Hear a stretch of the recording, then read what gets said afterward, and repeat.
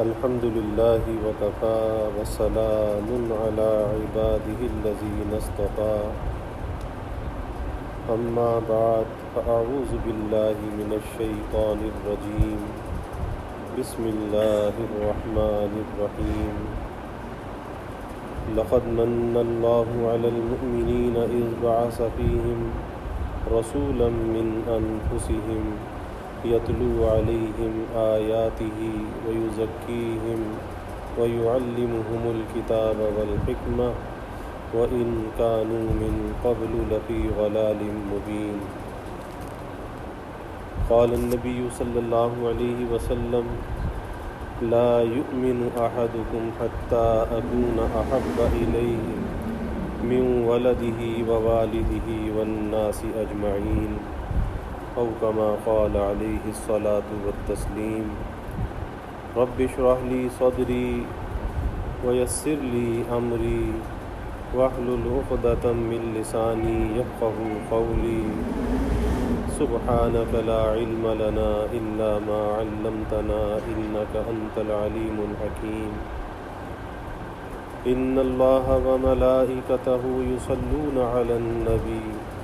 يا أيها الذين آمنوا صلوا عليه وسلموا تسليما اللهم صل على محمد عبدك ورسولك وصل على المؤمنين والمؤمنات والمسلمين والمسلمات صدق الله العظيم وصدق رسوله النبي الكريم ونحن على ذلك لمن الشاهدين والشاكرين والحمد لله رب العالمين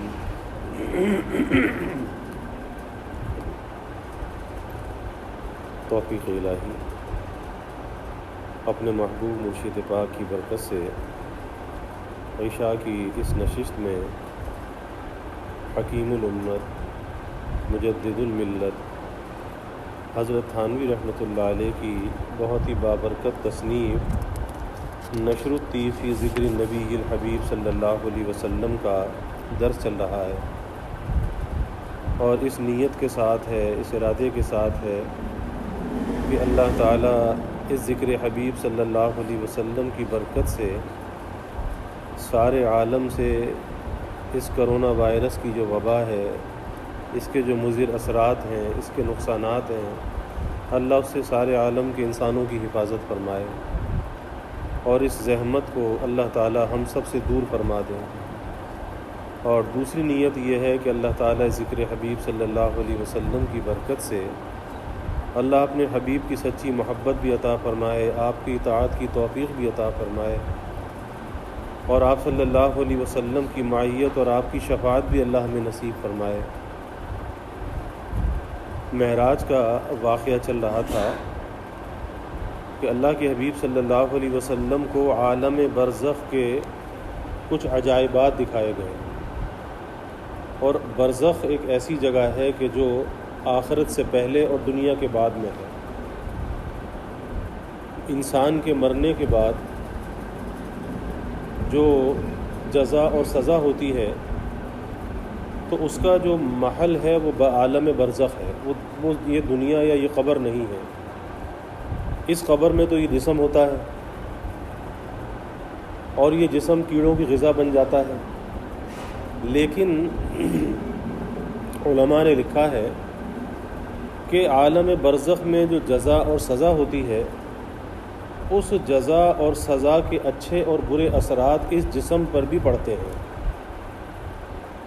اگر راحت کے اندر ہے روح عالم برزخ میں، تو اس جسم کو بھی اس کی راحت ملتی ہے، کیونکہ اس کا ایک تعلق رہا ہے، ایک عرصے تک وہ روح اس جسم کے اندر رہی ہے، اس لیے تعلق تو تھا۔ اور اگر اللہ نہ کرے کہ وہاں پر وہ کسی تکلیف کے اندر مبتلا ہے، تو اس جسم کو بھی اس کی تکلیف محسوس ہوتی ہے۔ اور کبھی کبھی اللہ تعالیٰ دنیا کے اندر دونوں قسم کے واقعات کو ظاہر بھی فرما دیتے ہیں، لوگوں کی نصیحت کے لیے، لوگوں کی عبرت کے لیے، تاکہ لوگوں کو پتہ چلے کہ یہ برزخ کا جو جزا اور سزا کا عمل ہے وہ حق ہے، وہ صحیح ہے، وہ سچ ہے۔ ورنہ بہت سے لوگ کہتے ہیں جی مرنے کے بعد تو بس آدمی مر گیا، مٹی میں مل گیا، ہندو کا عقیدہ کہ اسے آگ میں جلا دیا، اب کیا ہوگا؟ کچھ بھی نہیں ہوگا۔ تو اللہ تعالیٰ کبھی دنیا میں ان چیزوں کو ظاہر فرما دیتے ہیں، اچھے حالات کو بھی ظاہر فرماتے ہیں، برے حالات کو بھی ظاہر فرماتے ہیں۔ اب اس کی تفصیل کا وقت نہیں، ورنہ بے شمار واقعات ہیں جو کتابوں کے اندر آتے ہیں۔ بعض کشف قبور بعض بزرگوں کے ہیں، وہ بھی کتابوں کے اندر آتے ہیں، لیکن یہ حق ہے کہ عالم برزخ میں جزا اور سزا کا عمل شروع ہو جاتا ہے۔ تو اللہ کے حبیب صلی اللہ علیہ وسلم آسمانوں پر جانے سے پہلے آپ کا جو گزر ہے وہ عالم برزخ سے ہوا۔ اب اس میں دونوں قسم کے حالات آپ کو دکھائے گئے کہ نیک لوگوں کے ساتھ کیا سلوک ہو رہا ہے، اور جو برے لوگ تھے، گنہگار تھے، نافرمانی کرتے تھے، ان کے ساتھ وہاں پہ کیا سلوک ہو رہا ہے۔ تو کل واقعہ یہ چل رہا تھا کہ آپ صلی اللہ علیہ وسلم نے دیکھا کہ کچھ لوگ ہیں، کوئی ایک قوم ہے کہ ان کی شرمگاہ کے آگے اور پیچھے چیچڑے لپٹے ہوئے ہیں، اور وہ مواشی کی طرح سے چر رہے ہیں، اور جہنم کا زقوم اور جہنم کے پتھر کھا رہے ہیں۔ تو آپ صلی اللہ علیہ وسلم نے پوچھا کہ یہ کون لوگ ہیں؟ تو جبرائیل علیہ السلام نے کہا کہ یہ وہ لوگ ہیں جو اپنے مال کی زکوٰۃ ادا نہیں کرتے تھے۔ یہ وہ لوگ ہیں کہ جو اپنے مال کی زکوٰۃ ادا نہیں کرتے تھے، اور ان پر اللہ تعالیٰ نے ظلم نہیں کیا کہ آج اگر وہ اس تکلیف کے اندر نظر آ رہے ہیں، جہنم کے پیپ اور جہنم کے پتھر کھا رہے ہیں، تو یہ اللہ نے ان پہ ظلم نہیں کیا۔ اور آپ کا رب اپنے بندوں پر ظلم کرنے والا نہیں ہے، اللہ تو رحمان اور رحیم ہے، وہ بندوں پہ ظلم کرنے والا نہیں ہے۔ لیکن اگر بندے کو مہلت ملے اور باوجود مہلت ملنے کے بندہ اپنے اللہ کو راضی کر کے نہ جائے، تو پھر ظاہر ہے کہ اللہ اس پہ ظلم نہیں کرتا، وہ خود اپنے آپ پہ ظلم کرتا ہے۔ کہ اللہ نے تو انسان کی تخلیق کے مقصد کو یہ بیان کر دیا کہ تجھے جو دنیا میں بھیجا جا رہا ہے وہ تو عبدیت اور غلامی کے لیے بھیجا جا رہا ہے، اس کے علاوہ کوئی اور مقصد نہیں ہے۔ اب تو نے دنیا کو اپنا مقصد بنا لیا، دنیا کی چاہت کو اپنے دل میں بسا لیا، اور اللہ نے تجھے دنیا میں اشرف المخلوقات میں سے پیدا کیا، تجھے ایمان کی دولت سے نوازا، رسول اللہ صلی اللہ علیہ وسلم کی امت میں سے بنایا، اور انواع و اقسام کی اللہ نے نعمتیں عطا فرمائیں، مال بھی تجھے عطا فرمایا۔ اور یہ اللہ تعالیٰ کی آزمائش ہوتی ہے کہ اللہ بندے کو مال دے کر بھی آزماتا ہے، نعمت دے کر بھی آزماتا ہے، اور نعمت کو واپس لے کر بھی آزماتا ہے۔ اب کوئی بندہ اگر مال اسے ملے، دنیا کے اندر عیش و عشرت ملے، اور وہ بھول جائے اور وہ یہ سمجھے کہ شاید ہمیشہ میں یہیں رہوں گا اور ہمیشہ یہ عیش و عشرت ایسے ہی چلتا رہے گا، یہ دھوکہ ہے۔ اس دھوکے سے اپنے آپ کو بچانا چاہیے، بلکہ یہ سوچنا چاہیے کہ اس وقت میں ایک امتحان سے گزر رہا ہوں۔ اگر اللہ نے نعمتیں عطا کی ہیں، اب یہ امتحان ہے کہ میں اللہ کی نعمت کا حق کس طرح سے ادا کر رہا ہوں۔ اللہ نے اگر مجھے مال دیا ہے، صاحب حیثیت بنایا ہے، تو اس مال پر جو زکوٰۃ فرض ہے تو یہ اللہ نے غرباء اور مساکین کا حصہ اس کے اندر رکھا ہے، اور اللہ میرے ذریعے سے یہ لوگوں تک پہنچانا چاہتا ہے۔ میرا نہیں ہے، لوگوں کا ہے، لیکن اللہ نے میرے نام سے ایک چیک بھیج دیا، میرے اکاؤنٹ میں بھیج دیا، اور تقسیم کرنے کا شرف مجھے عطا کر دیا، تو بھائی خوشی خوشی تقسیم کرنا چاہیے، اور اس بات پر اللہ تعالیٰ کا شکر گزار ہونا چاہیے کہ اللہ نے یہ ہاتھ اوپر رکھا، یہ ہاتھ نیچے نہ رکھا، کیونکہ اللہ کے حبیب صلی اللہ علیہ وسلم نے فرمایا کہ نیچے والے ہاتھ سے یہ اوپر والا ہاتھ بہتر ہے، کہ نیچے والا ہاتھ جو سوال کرنے والا ہاتھ ہے، فرمایا کہ اس سے یہ اوپر والا ہاتھ بہتر ہے، دینے والا ہاتھ بہتر ہے۔ تو ایک بات تو یہ کہ خوش دلی کے ساتھ دینا چاہیے، اور اللہ کا شکر ادا کرنا چاہیے کہ یا اللہ تیرا شکر ہے کہ تو نے ہاتھ اوپر رکھا ہے، تو نے ہاتھ نیچے نہیں رکھا، تو نے دینے والا بنایا، لینے والا نہیں بنایا، اور اس لینے کی ذلت سے تو نے بچایا۔ لیکن اگر کوئی اللہ کے دیے ہوئے اس مال سے اس حق کو ادا نہیں کرتا، لوگوں تک ان کا حق نہیں پہنچاتا، تو کل قیامت کے دن جہنم کا عذاب ہوگا۔ اب کوئی یہ کہے کہ کیا اللہ بندے پر ظلم کر رہا ہے؟ نہیں، جبرائیل امین نے کہا کہ آپ کا رب اپنے بندوں پہ ظلم کرنے والا نہیں ہے، ظلم کرنے والا نہیں ہے۔ اللہ تو مہلت دیتا ہے کہ آج بھی اگر انسان سے کوئی کوتاہی ہوئی ہے، کوئی زکوٰۃ ادا نہیں کی، کوئی نمازیں نہیں پڑھی، کوئی روزے نہیں رکھے، تو بھئی آج اس کی تلافی کر لو، لیکن مرنے سے پہلے اس کی تلافی کر لینی چاہیے۔ مال کو اپنے سے جدا کر دینا چاہیے، اور یاد رکھیے کہ جتنا انسان اس مال کو اللہ کے راستے میں خرچ کرتا ہے اتنا یہ مال بڑھتا چلا جاتا ہے اور اس کے اندر برکت ہوتی چلی جاتی ہے، اور یہ مال گھٹتا نہیں ہے بلکہ یہ مال بڑھتا ہے۔ اس لیے زکوٰۃ، اور یہ تو زکوٰۃ کے بارے میں ہے نا، اس کے علاوہ بھی انسان کو صدقہ خیرات کرنا چاہیے۔ خالی یہ نہیں کہ سال کے اندر زکوٰۃ نکال دی اور اس کے علاوہ کچھ نہیں، کیونکہ آج لوگوں کی یہ کیفیت ہے کہ اگر مسجد کی تعمیر ہے، اب ظاہر ہے مسجد کی تعمیر میں زکوٰۃ تو نہیں لگتی، اگر کسی کو یہ کہا جائے کہ مسجد کے اندر اخراجات کے لیے، مسجد کی کسی تعمیر کے لیے، مسجد کی کسی ضرورت کے لیے کوئی مدد کر دیجئے، تو سب سے پہلا لوگوں کا سوال یہ ہوتا ہے کہ کیا زکوٰۃ مسجد کو لگے گی؟ تو لوگوں نے ہر جگہ پر زکوٰۃ ہی کو مصرف سمجھ رکھا ہے، اور اپنے مال سے کوئی صدقہ کرنا، کوئی للہ خیرات کرنا، کسی کی مدد کرنا، کسی کو کھانا کھلانا، کسی کو کپڑا پہنانا، کسی کو دوا دلوا دینا، کسی کو آپریشن کرا دینا، آج لوگ سمجھتے ہیں کہ ہر کام زکوٰۃ سے ہو جائے۔ تو زکوٰۃ کے علاوہ بھی جو ایک صدقہ خیرات ہے وہ کرتے رہنا چاہیے، اور وہ کس وجہ سے کرنا چاہیے؟ حدیث شریف میں آتا ہے کہ قیامت کے دن جب بندے کے اعمال اللہ تعالیٰ کے سامنے پیش ہوں گے، اس کی نماز اللہ کے سامنے پیش ہوگی، تو اس کے فرائض کے اندر اگر کمی ہوگی، فرض نماز ہے، فرض نماز میں کوئی کوتاہی تھی، تو اللہ تعالیٰ فرشتوں سے پوچھیں گے کہ اس کے پاس کوئی نفل نماز بھی ہے؟ اگر اس کے پاس نفل نماز ہوگی تو اس فرض کی کمی کو نفل سے پورا کر دیا جائے گا۔ اگر فرض زکوٰۃ کے اندر کوئی کوتاہی ہوگی اور کوئی نفل صدقہ خیرات اگر کیا ہوگا تو اس فرض زکوٰۃ کی کمی کو نفل صدقہ خیرات سے پورا کر دیا جائے گا۔ اور ظاہر ہے کہ فرائض کا جو درجہ ہے وہ بہت بلند ہے، اور اس کی مثال بزرگوں نے یہ فرمائی کہ جیسے مخمل میں ٹاٹ کا پیبند لگا دینا، تو اگر اس مخمل میں ٹاٹ کے پیبند لگ کے کام چل جائے اور نجات مل جائے تو بھائی سودا سستا ہے۔ اس لیے جب موقع ملے اللہ کے راستے میں خرچ کرتے رہنا چاہیے، خالی زکوٰۃ ہی پر انحصار نہیں کرنا چاہیے، زکوٰۃ بھی پوری نکالنی چاہیے، اور اس کی تفصیل میں نے کل عرض کر دی کہ کہاں کہاں کیسے کیسے کوتاہی ہو رہی ہے، اور خواتین بھی کس طرح سے کوتاہی کر رہی ہیں۔ تو پوری زکوٰۃ نکالے، دل کی خوشی کے ساتھ نکالے، اس کے علاوہ جب موقع ملے نفل صدقہ خیرات بھی کرتے رہنا چاہیے۔ اسی طریقے سے اپنے مرحومین کی جانب سے ان کا حق ہے، اگرچہ وہ دنیا سے چلے گئے، لیکن اس کا یہ مطلب نہیں ہے کہ ان کا کوئی ہم سے حق ختم ہو گیا، ان کا حق ہم پہ باقی ہے۔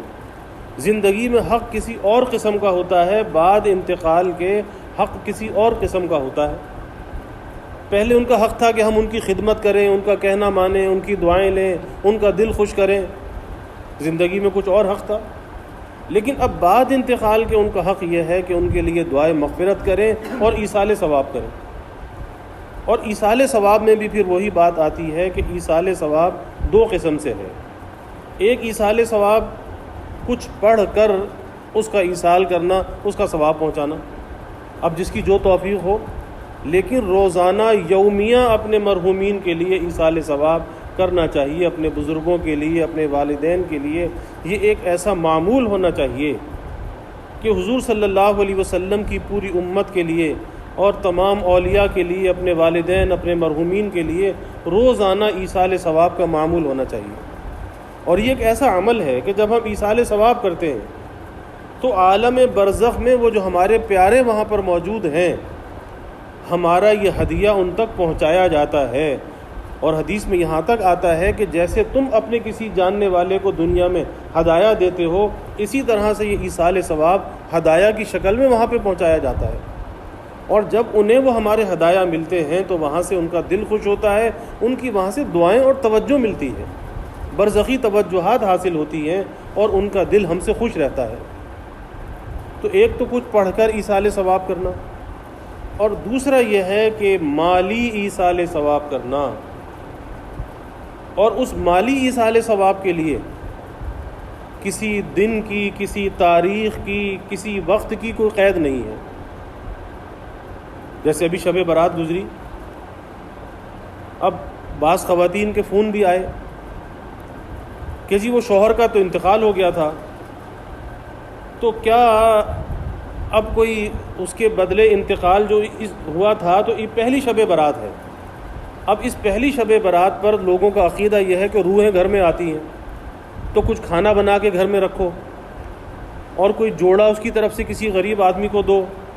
اگر کھانا بنا کے گھر میں نہ رکھا، کھانا تقسیم نہ کیا، اس کی پسند کی چیزیں نہ بنائیں،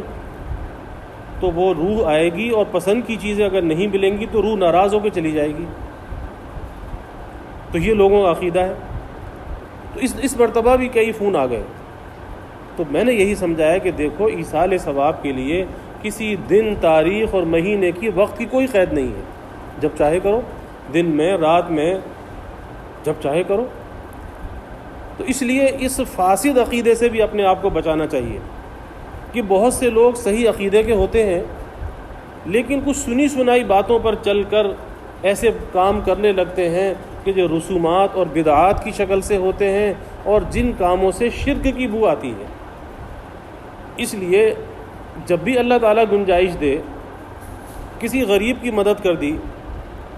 کسی کو کھانا کھلا دیا، کسی مسجد میں مدد کر دی، کسی مسافر کی مدد کر دی، کسی طالب علم کی مدد کر دی، اور دل ہی دل میں نیت کر لی کہ یا اللہ اس کا ثواب میرے فلاں مرحوم کو پہنچے۔ اللہ تو دل کے ارادے کو دیکھ رہا ہے، بس وہ ثواب پہنچ گئے۔ اب اس کے لیے یہ نہیں ہے کہ دیگ پکوائے گا، کسی مولوی کو بلائے گا، مولوی آ کے اس پہ فاتحہ پڑھے گا اور اس پہ کوئی دم کرے گا اور اس کے بعد وہ تقسیم ہوگا اور پھر پہلے مولوی کا حصہ نکالا جائے گا۔ تو ساری رسمیں ہیں، ساری رسمیں ہیں۔ تو اس لیے جو حیثیت ہو، جب حیثیت ہو، ایصال ثواب کے لیے بھی مالی ایصال ثواب بھی کرنا چاہیے، خالی زبانی ایصال ثواب تک ایصال ثواب کو محدود نہیں کرنا چاہیے۔ تو یہ بات چل رہی تھی کہ زکوٰۃ ادا نہ کرنے والوں کو آپ صلی اللہ علیہ وسلم نے اس شکل میں دیکھا کہ ان کی شرمگاہ آگے اور پیچھے چیتھڑے لپٹے ہوئے ہیں، اور وہ مواشی کی طرح، جیسے مویشی ہوتے ہیں اس طرح جہنم میں چر رہے ہیں اور جہنم کا زقوم اور پتھر جہنم کے کھا رہے ہیں۔ اللہ تعالیٰ محفوظ رکھے، محفوظ رکھے، اور مال کی محبت سے اللہ تعالیٰ بچائے، مال کی محبت سے بچائے۔ پھر آپ صلی اللہ علیہ وسلم کا گزر ایک اور قوم پر ہوا۔ آپ صلی اللہ علیہ وسلم نے عجیب منظر دیکھا کہ ان کے سامنے ایک ہنڈیا میں پکا ہوا گوشت رکھا ہے اور ایک ہنڈیا میں کچا سڑا ہوا گوشت رکھا ہے۔ وہ لوگ اس سڑے ہوئے کچے گوشت کو کھا رہے ہیں اور پکا ہوا گوشت نہیں کھاتے۔ آپ صلی اللہ علیہ وسلم نے پوچھا کہ جبرائیل یہ کون لوگ ہیں کہ پکا ہوا گوشت رکھا ہے لیکن کچا گوشت، سڑا ہوا گوشت وہ کھا رہے ہیں اور اس صاف ستھرے گوشت کو، پکے ہوئے گوشت کو چھوڑ رہے ہیں، کون لوگ ہیں؟ جبرائیل علیہ السلام نے کہا کہ یہ آپ کی امت میں سے وہ مرد ہیں جن کے پاس حلال طیب بیوی ہو، پھر وہ ناپاک عورت کے پاس آئے اور شباش ہو یہاں تک کہ صبح ہو جائے، اور اسی طرح آپ کی امت کی وہ عورتیں ہیں کہ جو اپنے حلال طیب شوہر کے پاس سے اٹھ کر کسی ناپاک مرد کے پاس آئے اور رات کو اس کے پاس رہے یہاں تک کہ صبح ہو جائے۔ کتنا سخت عذاب ہے، اور اس عذاب کے اندر وہ مبتلا ہیں۔ اور آج اس سوشل میڈیا نے ایسی تباہی پھیلائی ہے کہ ایک زمانہ تھا کہ آدمی کسی سے ناجائز تعلق کو قائم کرتے ہوئے، ناجائز تعلق تو بہت دور کی بات ہے، اور کسی سے بات کرتے ہوئے بھی ڈرتا تھا، بات کرتے ہوئے ڈرتا تھا، اور ایک ڈر تھا کہ اگر کسی کو پتہ چل گیا تو کیا ہوگا، ڈرتا تھا۔ یہی وجہ ہے کہ جب تک انسان کے اندر یہ ڈر موجود ہوتا ہے تو اللہ تعالیٰ اسے برائی سے بھی بچاتا ہے، اور اللہ نہ کرے کہ اگر برائی ہو جائے تو توبہ کی توفیق ہو جاتی ہے۔ اسی لیے ہمارے یہاں حکیم سید ابراہیم رضوی رحمۃ اللہ علیہ ہوئے، یہاں غریب آباد میں تھے، بڑے اللہ والے تھے، شاعر بھی تھے، تو فرمایا کرتے تھے کہ گناہ کی جرأت ایک جرأت بے جا ہے ناداں، گناہ کی جرأت ایک جرأت بے جا ہے ناداں، اخفائے گناہ کے پردے میں ایک مستور ندامت ہوتی ہے۔ کہ آدمی، گناہ تو گناہ ہے، لیکن ایک گناہ وہ ہے جو علی الاعلان کیا جائے، اور ایک گناہ وہ ہے جو چھپ کر کیا جائے۔ تو علی الاعلان جو گناہ ہوتا ہے اس کے اندر بے باکی ہوتی ہے، بے ادبی ہوتی ہے، اور وہ بے باکی اور بے ادبی ایسی ہوتی ہے کہ توبہ کی توفیق سلب ہو جاتی ہے۔ چھپ کر جو انسان گناہ کرتا ہے کہ ڈر لگا ہوا ہے کہ کوئی دیکھ نہ لے، کہیں رسوائی نہ ہو جائے، اس میں ایک ندامت ہوتی ہے۔ اخفائے گناہ کے پردے میں ایک مستور ندامت ہوتی ہے، ندامت چھپی ہوئی ہوتی ہے، اور وہ ندامت ایسی ہوتی ہے کہ اسے توبہ کے دروازے پر لے جاتی ہے اور اسے توبہ کی توفیق مل جاتی ہے۔ تو اس لیے آج یہ جو سوشل میڈیا ہے، اس سے پہلے کبھی اتنے ناجائز تعلقات دنیا کے اندر نہیں تھے جتنے اس سوشل میڈیا نے آ کے اس ناجائز تعلقات کے دہانے کھول دیے، دہانے کھول دیے۔ جس انسان کو دیکھو لگا ہوا ہے، اور بعض اوقات ایسے نازیبا واقعات بھی پیش آ جاتے ہیں کہ مرد عورت بن کر چیٹنگ کر رہا ہے اور عورت مرد بن کے چیٹنگ کر رہی ہے، ایسے واقعات ہیں۔ اور جب راز کھلا تو کہیں پہ راز یہ کھلا کہ بیٹا ماں سے چیٹنگ کر رہا تھا، یا ماں بیٹے سے چیٹنگ کر رہی تھی، یا بھائی بہن سے چیٹنگ کر رہا تھا، بہن بھائی سے کر رہی تھی۔ ایسے واقعات بھی سامنے آئے۔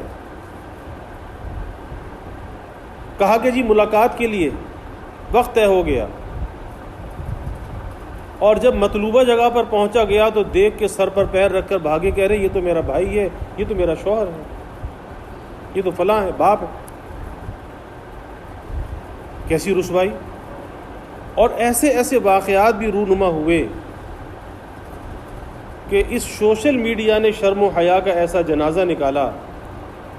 کہ بعض لوگ خودکشی پر مجبور ہو گئے، کہ ایسے نازیبا حرکات ان سے سرزد ہوئیں کہ جہاں بہن کی آبرو محفوظ نہ رہی بھائی سے، وہاں پر خودکشیاں کر لی کہ کس طرح سے، کس منہ سے بہن کے سامنے جائے گا۔ تو بھائی یہ سوشل میڈیا کی جو لعنت ہے یہ بہت خطرناک لعنت ہے، کہ آج کہتے ہیں نا دنیا محدود ہو کر ایک گلوبل ویلیج بن گئی ہے، دنیا سکڑ گئی ہے، محدود ہو گئی ہے۔ تو دنیا تو محدود ہو گئی ہے، لیکن اس دنیا نے اس ناجائز تعلقات کا ایک ایسا دائرہ وسیع کر دیا ہے کہ جو ناقابل بیان ہے۔ اور ایسے نازیبا واقعات کہ شادی شدہ مرد ہے، شادی شدہ عورت ہے، ناجائز تعلقات کے اندر مبتلا ہے، آپ اندازہ لگائیے۔ اور لوگوں نے کھیل سمجھ رکھا ہے، جبکہ حقیقت یہ ہے کہ آج اگر کوئی کسی کی بہن اور بیٹی پر نظر رکھے گا تو کل مکافات عمل سے گزرے گا، کل اس کی بہن اور بیٹی محفوظ نہیں رہے گی۔ آج اگر کسی کی بہن اور بیٹی پر بری نظر رکھا ہوا ہے تو یہ اپنی بہن اور بیٹی کی آبرو کو داؤ پہ لگا رہا ہے، کل اسی مکافات عمل سے گزرے گا۔ اور دنیا کے اندر ایسی مثالیں موجود ہیں، ایسی مثالیں موجود ہیں، یہ کوئی کھیل نہیں ہے کہ کسی کی عزت اور آبرو کو پر حملہ کرنا اور کسی کی عزت اور آبرو پر ڈاکہ ڈالنا یہ کوئی معمولی بات نہیں ہے۔ اس لیے اپنی حیا کی، عفت کی، پاک دامنی کی بڑی حفاظت کرنی چاہیے، کیونکہ دنیا کے اندر ایسے انسان ہیں کہ جو بظاہر تو انسان نظر آتے ہیں لیکن اندر سے حیوان ہیں۔ وہ اللہ کے بندے نہیں ہیں، وہ شہوات و لذات کے بندے ہیں، حرص و ہوس کے بندے ہیں۔ اور سارا وقت ان کا اسی حرص و ہوس میں گزرتا ہے. اور ایسے ایسے واقعات ہیں کہ جن کو میں ابھی میں زبان سے بیان نہیں کر سکتا. لیکن ہمارے نوجوانوں کو بھی سوچنا چاہیے، نوجوان بچیوں کو بھی سوچنا چاہیے، خواتین کو بھی سوچنا چاہیے کہ کل اللہ کے سامنے کھڑا ہونا ہے. پہلی چیز تو دنیا میں رسوائی ہو جاتی ہے، کوئی ایسی چیز نہیں کہ چھپی بھی رہے. اور آج یہ سوشل میڈیا تو ایک ایسی بلا ہے کہ اس پر تو اس ناجائز تعلقات کا ٹریس کرنا بڑا آسان ہے. پتہ چل جاتا ہے کہ کون کس سے رابطے کے اندر ہے، پتہ چل جاتا ہے. تو دنیا میں رسوائی ہو جاتی ہے. اور پھر دنیا میں رسوائی ایسی ہوتی ہے اس ناجائز تعلقات کی، اللہ تعالیٰ نے حلال ذرائع رکھے ہیں انسان کی فطری جذبات کی تسکین پوری کے لیے، ان جذبات کو پورا کرنے کے لیے اللہ نے حلال ذرائع رکھے ہیں. لیکن تھوڑا سا صبر کرو، صبر کرو، وہ وقت آئے گا. لیکن اس طرح سے اپنی عزت آبرو کو داؤ پہ لگانا، اپنے بڑوں کی عزت آبرو کو داؤ پہ لگانا ہے. رسوائی بڑوں کی ہوتی ہے. کہتے جی فلاں کا بیٹا تھا، فلاں کی بیٹی تھی. رسوا کون ہوئے؟ بڑے رسوا ہو گئے، خاندان رسوا ہو گیا، بڑوں کی عزت داؤ پر لگ گئی اور ان کا کھیل ہو گیا. اس لیے اپنی عزت کی، اپنی آبرو کی بڑی حفاظت کرنی چاہیے، کیونکہ یہ چیز چھپنے والی نہیں ہے. میں یہ عرض کر رہا ہوں کہ دنیا کے اندر بھی نہیں چھپتی، اور آخرت میں تو کیسے چھپاؤ گے؟ وہاں تو سب کچھ کھل کے سامنے آ جائے گا، وہاں تو ایک ایک چیز کو کھولا جائے گا. اور سب سے بڑی بات یہ ہے کہ لکھنے والے فرشتے یہ دائیں اور بائیں لکھ رہے ہیں. کوئی ایسا نہیں ہے کہ ہم جو من چاہے وہ کرتے رہیں اور کوئی ہم سے سوال نہ ہو، کوئی نہ پوچھے. یہ لکھ رہے ہیں، یہ دائیں بائیں فرشتے لکھ رہے ہیں. اللہ تعالیٰ ایک ایک چیز کو گواہ بنا رہے ہیں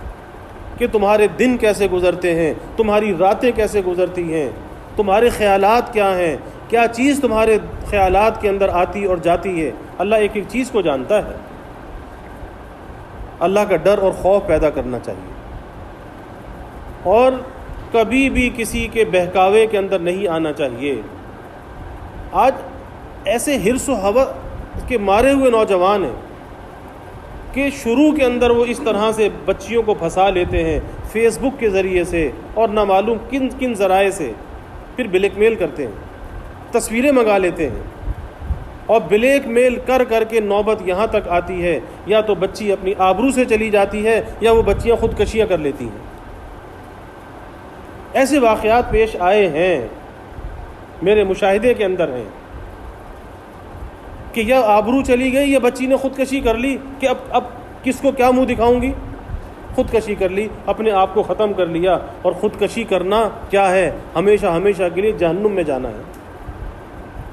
تو یہ کوئی بچوں کا کھیل نہیں ہے. اور پھر یہ داغ ایسا ہے، یہ داغ ایسا ہے، اللہ نہ کرے کہ کسی نوجوان بچے یا بچی پر یہ داغ لگ جائے. یہ داغ ایسا ہے کہ زندگی بھر یہ داغ دھلتا نہیں ہے. اعتماد کے رشتے ختم ہو جاتے ہیں. کئی جگہ پر ایسا ہوا جہاں پر شادی شدہ، کہیں پر عورت بہک گئی، کہیں پہ مرد بہک گیا. اب زندگی تلخ ہو کر گزری، یا تو جدائی ہو گئی، طلاق ہو گئی،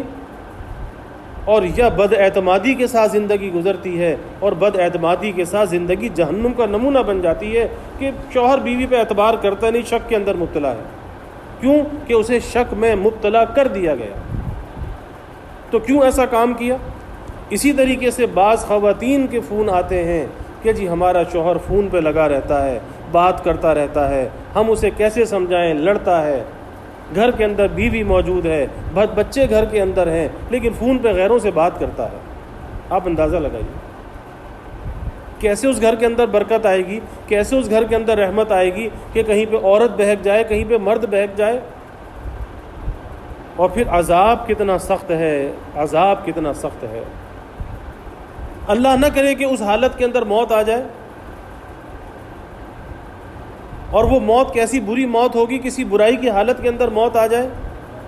اس لیے بہت ڈرنے کا مقام ہے، بہت ڈرنے کا مقام ہے. ایسے ایسے واقعات ہیں کہ اللہ کا شکر ہے کہ ہم ایک اسلامی ملک میں رہتے ہیں اور یہاں پر ابھی تک ایک خاندانی اقدار جو ہیں وہ باقی ہیں. لیکن باہر کے حالات تو اتنے برے ہیں کہ شادی شدہ عورت ہے، 4 بچوں کو چھوڑ کر نہ طلاق لیتی ہے، وہ دوسرے مرد کے ساتھ جا کر رہنے لگتی ہے۔ ایسے ایسے حالات، نازیبا حالات جن کا آج مشاہدہ ہو رہا ہے۔ تو پھر اللہ کا عذاب نہ آئے تو پھر کیا ہو؟ پھر یہ کرونا نہ آئے تو پھر کیا ہو؟ شامت اعمال ہے۔ میں بار بار یہ کہتا ہوں کہ شامت اعمال ہے۔ ہمیں اللہ سے توبہ کرنی چاہیے، اللہ سے استغفار کرنا چاہیے، اللہ سے معافی مانگنی چاہیے، اور بغیر سچی توبہ کے یہ ٹلنے والی نہیں ہے۔ اگر ہم ابھی بھی غفلت کے اندر پڑے رہے تو نہ معلوم کتنا کچھ اور نقصان ہو جائے۔ اتنا نقصان تو ہو چکا ہے، اور یہ ملک تو تحمل بھی نہیں کر سکتا۔ آج جو ترقی یافتہ تھے، جن کی اکانومی جو ہے عروج پر تھی، آج وہ گھٹنے ٹیک گئے۔ یہ تو ترقی پذیر بھی نہیں تھا۔ اس ملک کا کیا بنے گا؟ اور اس کے بعد کے اثرات جو اس کے بعد آنے والے ہیں وہ کتنے برے اثرات ہوں گے۔ اللہ تعالیٰ اس سے محفوظ رکھے۔ تو سچے دل سے توبہ کرنی چاہیے۔ توبہ ہی ایک راستہ رہ جاتا ہے کہ برائی کو چھوڑ کر سچے دل سے توبہ کی جائے، اللہ سے مانگا جائے، اور اللہ سے یہ رو رو کے عرض کیا جائے کہ اللہ تو ستاریت کی چادر میں ڈھانپ لے، تو نہ ہمیں یہاں پہ رسوا فرما نہ وہاں پہ رسوا فرما، تو کہیں بھی رسوا نہ فرما۔ آج ماں باپ کی بڑی کوتاہی ہوتی ہے کہ ماں باپ ابھی رشتہ طے ہوا اور بچی کو اجازت دے دی۔ ارے بھائی ابھی نامحرم ہے، کیسے ماں باپ اجازت دیتے ہیں کہ بچی اس ہونے والے شوہر سے باتیں کرنے لگے؟ پھر یہی وجہ ہوتی ہے کہ یا تو باتیں کرتے کرتے ابھی دونوں ناتجربے کار ہیں، کم عمر ہیں، دونوں کے اندر جذبات ہیں، یا تو باتیں کرتے کرتے ایسی انبن ہوتی ہے کہ رشتہ ہی ختم ہو جاتا ہے، اور یا باتیں کرتے کرتے اس نہج پہ پہنچ جاتے ہیں کہ جو کچھ شادی کے بعد ہونا چاہیے تھا وہ شادی سے پہلے ہو جاتا ہے۔ یہ ساری بربادی ہے۔ اور یہاں تک آج لوگ کہتے ہیں جی ہم بڑے ایڈوانس ہیں۔ ارے تم ایڈوانس ہو، تم سے زیادہ بیکورڈ کوئی نہیں۔ کہ جو آدمی اپنی عزت کا تحفظ نہ کر سکے، اپنی بچیوں کی آبرو کا تحفظ نہ کر سکے، اس سے زیادہ جاہل کون ہوگا؟ ایسے ایسے واقعات کہ رشتہ طے ہوا تو اجازت دے دی کہ وہ لڑکا جو ہے لڑکی کو لے جا کے باہر کھانا کھلا سکتا ہے، اور پھر نوبت یہاں تک آئی کہ باہر لے جا کر کھانا کھلاتے کھلاتے اس نے تو آبرو بھی لے لی، اور پھر کوئی ناچاقی ہوئی اور اس کے بعد رشتہ بھی ختم ہو گیا۔ اب وہ لڑکی کس کو منہ دکھانے کے قابل رہی؟ میں ایک نہیں سینکڑوں واقعات ہیں جو میرے علم کے اندر ہیں، ایک نہیں۔ تو آج یہ ساری بربادی سوشل میڈیا کی وجہ سے ہے۔ اس لیے کبھی بچیوں کو اتنا زیادہ جو کہتے ہیں نا فری ہینڈ نہیں دینا چاہیے، اتنا کھلا ان کو نہیں رکھنا چاہیے، اور اس طرح سے انہیں بالکل ہر چیز سوشل میڈیا کا استعمال اتنا آزادانہ نہیں کرنے دینا چاہیے۔ اور ہمارے حضرت رحمۃ اللہ علیہ یہاں تک فرماتے تھے کہ نکاح کے بعد بھی انہیں آپس میں بات نہ کرنے دی جائے، ملنے نہ دیا جائے جب تک کہ رخصتی نہ ہو جائے۔ بعض جگہ ہوتا ہے کہ نکاح ہو گیا، رخصتی 6 مہینے کے بعد ہوگی، 1 سال کے بعد ہوگی، کیونکہ ایسے واقعات بھی ہوئے کہ نکاح کے بعد ملنے کی اجازت دے دی، رخصتی نہ ہوئی، بس دونوں ملتے رہے، کوئی ایسی بات پیش آئی، اس نے کہا جی بیوی تو حلال ہو گئی نا، میرے لیے نکاح میں ہے تو ٹھیک ہے حلال تو ہو گئی، لیکن رخصتی تو نہ ہوئی، اور اس کے بعد نوبت جدائی کی آ گئی۔ ابھی رخصتی بھی نہیں ہوئی تھی، اس سے پہلے جدائی کی نوبت آ گئی، اور ابھی رخصتی بھی نہیں ہوئی تھی کہ وہ لڑکی حمل سے بھی تھی۔ ایسے ایسے واقعات ہیں۔ تو اللہ تعالیٰ محفوظ رکھے۔ والدین کی ذمہ داری ہے کہ بچیوں کی نگرانی کریں کہ رات کو اپنے کمرے میں وہ کیا کرتی ہیں، موبائل کا کیسا استعمال ہے، کوئی انٹرنیٹ کا غلط استعمال تو نہیں، کسی دھوکے میں نہیں رہنا چاہیے۔ پوری امانت اور دیانت کے ساتھ نگرانی کرنی چاہیے، کیونکہ یہ بچیاں ایک امانت ہوتی ہیں، اور اس امانت کی حفاظت کرنا یہ والدین کی ذمہ داری ہے کہ اس امانت کو حفاظت کے ساتھ جو اس کا امین ہے اس تک پہنچا دیا جائے۔ والدین کی ذمہ داری ہے کہ پوری اس کی نگرانی کریں، ان کی عفت کی، آبرو کی حفاظت کریں، اور پاک دامنی کے ساتھ اسے اس کی شوہر تک پہنچا دیا جائے، اپنے فریضے سے فارغ ہو لیا جائے۔ لیکن اس سے پہلے نگرانی ہے، کسی دھوکے میں نہیں رہنا چاہیے۔ تو اللہ کے حبیب صلی اللہ علیہ وسلم فرماتے ہیں کہ ایک ایسی قوم پر گزر ہوا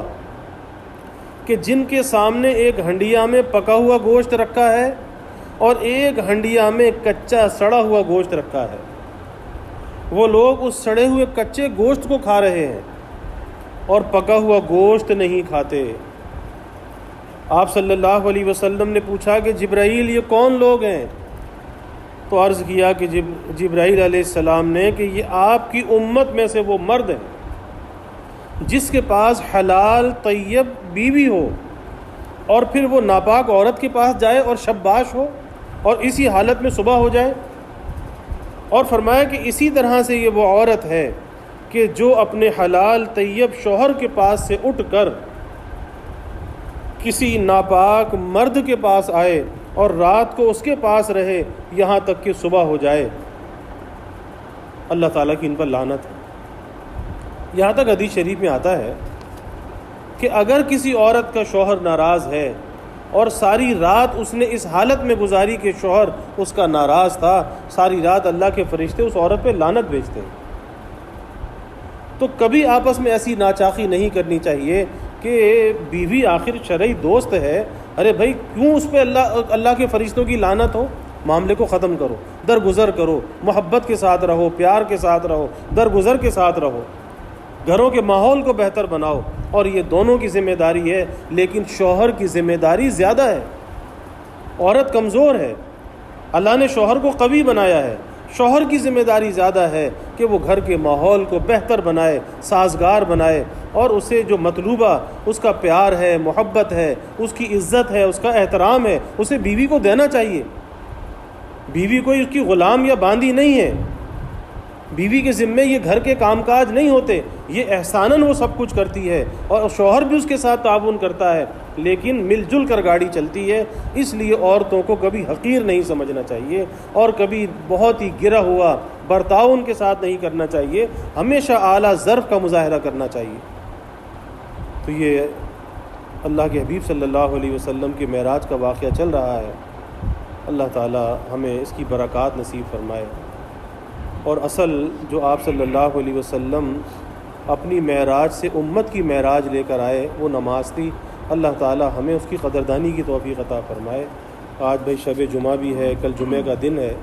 اور شب جمعہ اور جمعہ کا دن جو ہے یہ یوم درود ہے کہ شب جمعہ میں اور جمعہ کے دن میں کثرت سے درود پڑھنا چاہیے۔ تو اس لیے آج کی رات میں جتنا ہو سکے، کل کے دن میں جتنا ہو سکے، اور پھر حالات کا تقاضا بھی ہے، اگر زیادہ نہ ہو سکے 1000 مرتبہ پڑھ لے صلی اللہ علیہ وسلم صلی اللہ علیہ وسلم، یا درود تنجینا جتنا پڑھ سکے، درود ابراہیم جتنا پڑھ سکے۔ اس کے علاوہ بھی درود پاک کے صیغے ہیں، اور جو جمعہ کے دن یا شب جمعہ میں 1000 مرتبہ درود پڑھتا ہے، اللہ تعالیٰ مرنے سے پہلے اسے جنت کا ٹھکانہ دکھا دیتے ہیں۔ پہلے جنت کا ٹھکانہ دیکھتا ہے، موت اس کے بعد میں آتی ہے۔ تو ہمیں اس کی پابندی کرنی چاہیے، اللہ تعالیٰ توفیق عطا فرمائے۔ یا ربی صلی وسلم دائما ابدا علی حبیبک من زانت بہ العصر وآخر دعوانا الحمد للہ رب العالمین۔ الحمد للہ رب العالمین والعاقبۃ للمتقین والصلاة والسلام علی اشرف الانبیاء والمرسلین۔ اللہم صل علی سیدنا و مولانا محمد وعلی آل سیدنا و مولانا محمد صلاة تنجینا بها من جمیع الاحوال والآفات وتقضیلنا بها جمیع الحاجات وتطہرنا بها من جمیع السیئات وترفعنا بها عندك اعلی الدرجات وتبلغنا بها اقصى الغایات من جمیع الخیرات فی الحیاة وبعد الممات انك على كل شيء قدیر۔ اللهم رب الحل والحرم ورب المشعر الحرام ورب البيت الحرام ورب الركن والمقام ابلغ لروح سيدنا ومولانا محمد منا السلام۔ ربنا آتنا في الدنيا حسنة وفي الآخرة حسنة وقنا عذاب النار۔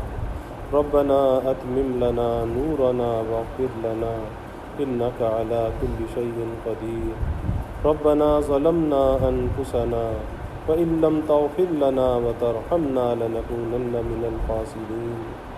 ربنا هب لنا من أزواجنا وذرياتنا قرة أعين واجعلنا للمتقين إماما۔ اللهم ارزقنا حبك وحب حبيبك صلى الله عليه وسلم اللهم ارزقنا حبك وحب من يحبك وحب عمل يقرب إلى حبك اللهم ارزقنا شهادة في سبيلك واجعل موتنا ببلد رسولك یا اللہ یا رحمان یا رحیم یا کریم یا ارحم الراحمین یا اکرم الاکرمین یا اللہ ہمارے گناہوں کو معاف فرما، خطایا سے درگزر فرما، یا اللہ اپنی محبت معرفت عطا فرما، اپنی رضا والی زندگی یا اللہ نصیب فرما، اپنے رضا والے کاموں کی یا اللہ توفیق عطا فرما، یا اللہ پیارے حبیب صلی اللہ علیہ وسلم کی سچی محبت عظمت ہمارے دلوں میں پیدا فرما، آپ صلی اللہ علیہ وسلم کے کامل اتباع کی یا اللہ توفیق عطا فرما، اس ذکر حبیب صلی اللہ علیہ وسلم کی کامل برکات ہمیں نصیب فرما، اس ذکر حبیب کے انوار سے ہمارے قلوب کو معمور و منور فرما، آپ صلی اللہ علیہ وسلم کی غلامی میں یا اللہ ہمیں جینے اور مرنے کی توفیق عطا فرما، آپ کے طریقوں کی عظمت ہمارے دلوں میں پیدا فرما، یا اللہ شوق سے محبت سے رغبت سے آپ کے طریقوں پر ہمیں چلنے والا بنا، یا اللہ بکثرت درود خوانی کا اہتمام کرنے والا بنا، یا اللہ اس ذکر حبیب صلی اللہ علیہ وسلم کی برکت سے اس کرونا وائرس کی وبا سے سارے عالم کی حفاظت فرما، سارے عالم کے سارے انسانوں کی یا اللہ حفاظت فرما، یا اللہ حرمین شریفین کی حفاظت فرما، یا اللہ ہمارے ملک کی حفاظت فرما، ہمارے شہروں کی حفاظت فرما، ہمارے محلوں کی حفاظت فرما، یا اللہ ہم سب کی حفاظت فرما، ہمارے چھوٹے چھوٹے بچوں کی حفاظت فرما، یا اللہ ہمارے نوجوانوں کی حفاظت فرما، یا اللہ ہمارے بوڑھوں کی حفاظت فرما، ہماری خواتین کی حفاظت فرما، ہمارے محلے پڑوس والوں کی حفاظت فرما، ہمارے اعزاء اقربا کی حفاظت فرما، دوست احباب متعلقین محبین کی یا اللہ حفاظت فرما، اے اللہ آپ کے سوا کوئی حفاظت کرنے والا نہیں، آپ کے سوا کوئی اس وبا سے بچانے والا نہیں، اے اللہ تو اپنے فضل کا معاملہ فرما، رحم کا معاملہ فرما، عفو و درگزر کا معاملہ فرما، اے اللہ تو آسانی عطا فرما، مشکلات کو دور فرما، اس کے مضر اثرات سے بچا، اس وبا کو پھیلنے سے بچا، اے اللہ جو محفوظ ہیں ان کی حفاظت فرما، جو بیمار ہیں ان کو صحت عطا فرما، اور یا اللہ جو دنیا سے چلے گئے یا اللہ تو اپنے جوار رحمت میں انہیں جگہ عطا فرما، یا اللہ سب کے دلوں میں جو نیک ارادے ہیں خواہشات ہیں یا اللہ بعافیت اس کی تکمیل فرما، ہمیں اپنی جانب رجوع ہونے والا بنا، کثرت درود کی توفیق عطا فرما، کثرت استغفار کی یا اللہ توفیق عطا فرما، اپنی مرضیات پہ چلنا آسان فرما، نامرضیات سے یا اللہ ہماری حفاظت فرما، ذکر و فکر والی حیات طیبہ نصیب فرما، یا اللہ سب کے علم میں عمل میں رزق میں خوب خیر و برکت عطا فرما، ابواب رزق یا اللہ کشادہ فرما، کبھی مخلوق کا محتاج نہ بنا، یا اللہ ہمیشہ اپنے در کا سائل اور بھکاری بنا، ہمیشہ اپنے در کا محتاج بنا، اپنے در کا منگتا اور سوالی بنا، اپنے غیر سے ہماری امیدوں کو قطع فرما، اپنی ذات عالی کا یقین ہمارے دلوں میں پیدا فرما، ہر امید کو اپنی ذات سے وابستہ کرنے والا بنا، یا اللہ ہمیں دین دنیا آخرت کی ہر بھلائی عطا فرما، ہر خیر عطا فرما، ہر شر سے ہر فتنے سے حفاظت فرما، یا اللہ یہ جمعہ کا دن آنے والا ہے، اس کی برکتیں ہمیں عطا فرما، یا اللہ جمعہ میں کثرت درود کی توفیق عطا فرما، کثرت تلاوت کی توفیق عطا فرما، یا اللہ ماہ شعبان کی برکتیں نصیب فرما، ماہ رمضان تک ہمیں صحت و عافیت کے ساتھ پہنچا، جملہ عبادات رمضان یا اللہ آسان فرما، اے اللہ رمضان کی تراویح بھی آسان فرما، روزہ بھی آسان فرما، کثرت تلاوت کی یا اللہ توفیق عطا فرما، یا اللہ اس ماہ رمضان کی برکت سے یا اللہ اس کرونا وائرس کی وبا سے سارے عالم کو بچا، سارے عالم کو خوشیاں اور راحتیں عطا فرما، یا اللہ اس ٹینشن سے اس ذہنی تناؤ سے سب کی حفاظت فرما، یا اللہ اپنی رحمتوں کا برکتوں کا نزول فرما، زحمتوں کو دور فرما،